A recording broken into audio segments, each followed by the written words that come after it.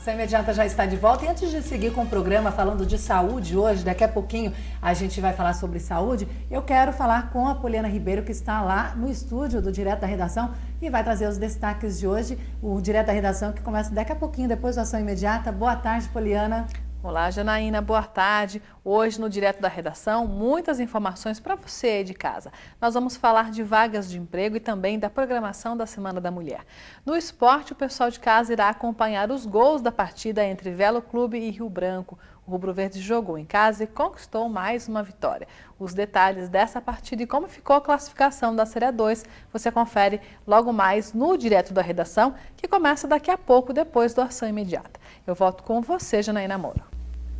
Obrigada, Poliana. Boa tarde para você. E eu já estou aqui, olha, recebendo o Josiel Eblin, ele que é veterinário responsável pela zoonose de Rio Claro e veio falar com a gente hoje sobre alguns assuntos relacionados à zoonose. Uma boa tarde, muito obrigada por aceitar nosso convite. Obrigado, Janaína. Olha, Josiel, uma das ações, né, que vem trazendo preocupação e movimentado a zoonose nos últimos dias são os casos de raiva registrados na região, né? Primeiro, antes de falar do trabalho, eu quero que você explique pra gente, pro pessoal que está em casa, o que é mesmo essa doença, né, da raiva? A raiva é uma doença transmitida por vírus, tá? Sem cura. Então, a partir do momento que o animal ou a pessoa manifestar sintomas, ela vem a óbito. Agora, explica pra gente, então, quando que os animais são infectados, existe o animal é infectado e existe a possibilidade de atingir o ser humano. Como que é esse processo? Sim, a raiva, de início, ela é transmitida pelo morcego, tá? Principalmente o morcego hematófago na área rural, tá? A partir do momento que o animal passa a ter a doença, o proprietário do animal tenta, por motivos de sinais clínicos, ele acha que o animal está engasgado, né? Ele não consegue deglutir, ele quer tentar tirar o objeto que está obstruindo o animal para se alimentar. E aí ele corre o risco de se contaminar porque ele tem contato com a saliva por onde é transmitida a doença, o vírus. Mas essas pessoas que já trabalham nessa área ou que está na zona rural, elas já têm a informação que não pode fazer isso, que se o animal está apresentando esse sintoma, não é porque está engasgado? Ele sabe e quer ajudar ou às vezes não tem informação? Olha, Janaína, às vezes passa também a falta de informação. Tá? E no momento de desespero, o produtor não quer perder o animal, né? Então ele tenta o que estiver mais próximo. Então ele acaba enfiando a mão na boca do animal para tentar retirar esse possível objeto que esteja obstruindo. E aí é infectado? Aí ele corre o risco de estar infectado. Corre o risco. E tá? Quais seriam os sintomas no ser humano? Olha, normalmente o ser humano, ele para, né? Ele não vai conseguir estar se alimentando direito, tá? Ele vai, o vírus vai estar atingindo o sistema nervoso central, então ele vai ter dificuldade também de se locomover. E demora para manifestar esses vírus a partir da contaminação? Olha, Janaína, no animal, tá? Cães e gatos, a gente faz uma observação de um animal suspeito em torno de 10 até 15 dias, tá? Em herbívoros, né, que são os equinos e bovinos, esse período ele pode ser mais extenso de incubação, então é bastante difícil a gente estar precisando isso daí. E no ser humano? Olha, Janaína, no ser humano também é mais estendido esse prazo. Mas o que é importante é assim, toda pessoa que tiver o contato, né, com o animal suspeito de raiva deve procurar a vigilância epidemiológica, onde ela vai receber toda a orientação quanto à parte humana. E o Centro de Controle de Zoonoses, onde ele vai receber toda a orientação quanto à parte animal. Agora você já falou aí dos animais, mas tem algum específico que é mais frequente essa contaminação? Olha, como disse, né, na área rural, o morcego hematófago é o que vai transmitir realmente a raiva para os bovinos e os equinos. Na área urbana, né, o cão e o gato pode também estar se contaminando, tanto pelo morcego hematófago, quanto por outros tipos de morcegos, principalmente os felinos que ainda mantêm o hábito de caça durante a noite, quando os morcegos estão em atividade. Agora, como que a gente pode se prevenir, então?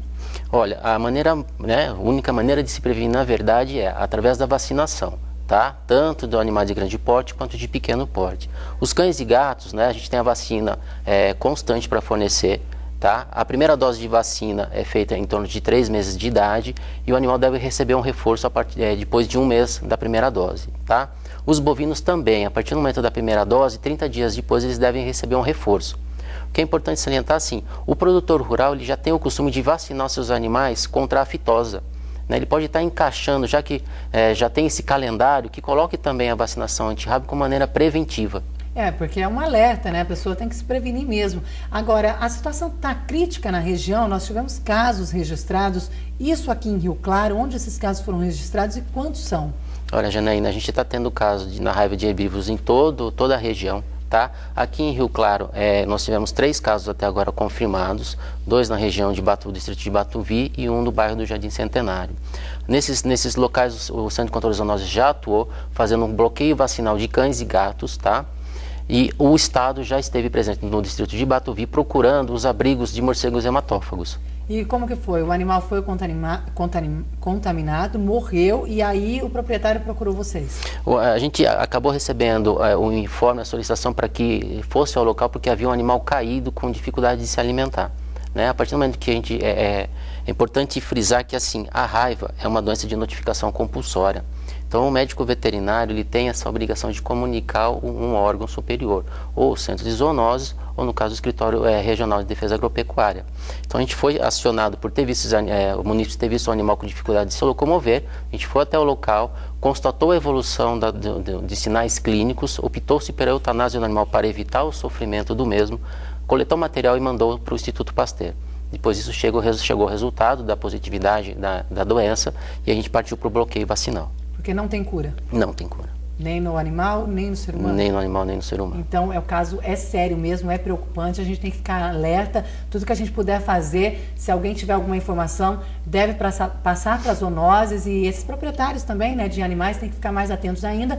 E no caso de animais de pequeno porte, né, como cães e gatos, ainda é muito mais fácil, porque tem a vacinação disponível nas zoonoses. Ela é gratuita o ano todo, tá? Não só no centro de zoonoses. Hoje a gente tem o canil municipal situado ali na Avenida 8 com a Rua Alber no centro, né? Que também tem a vacina à disposição para o município. Então a gente tem que fazer a nossa parte, né? Com certeza. Queria que você deixasse o contato das zoonoses, o telefone, se alguém tiver alguma informação, tiver alguma dúvida, também pode falar com vocês. O telefone de contato do Centro de Zoonoses é o 3527-0309 e do canil municipal é o 3532-4115. Agora, falando ainda da raiva, o proprietário, essa vacinação, ela é particular, né? Tem que ser pela rede particular. Sim, o proprietário de animais de grande porte, ele deve comprar essa vacina, não é fornecida. Tá? Mas no caso, o trabalho de vocês, então, é de constatar e orientar? Constatar e orientar, né? E aí a gente automaticamente também passa para as instâncias superiores, que no caso é o Escritório Regional de Defesa Agropecuária. No caso, nós tivemos aí registrados, né,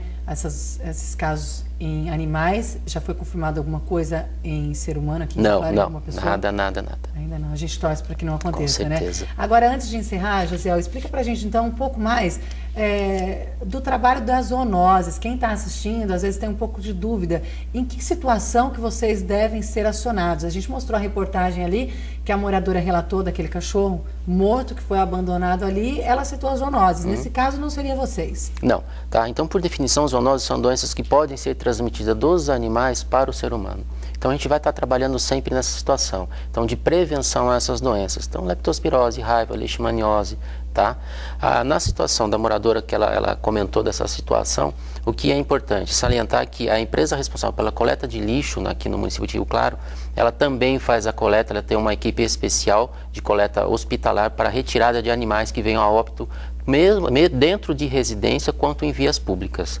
Tá? E nesse caso já fazia mais de 15 dias, complica a situação? Bastante, porque o animal entra já em estágio de decomposição, né? É muito mais difícil a retirada desse animal devido à dificuldade de pegá-lo, de coletá-lo. No caso de carrapatos, nós tivemos reclamações também de alguns bairros que estão aí infestados e as pessoas recorrem às zoonoses e não entendem que vocês vão fazer só o trabalho de orientação. É isso mesmo? Como que funciona nesse caso?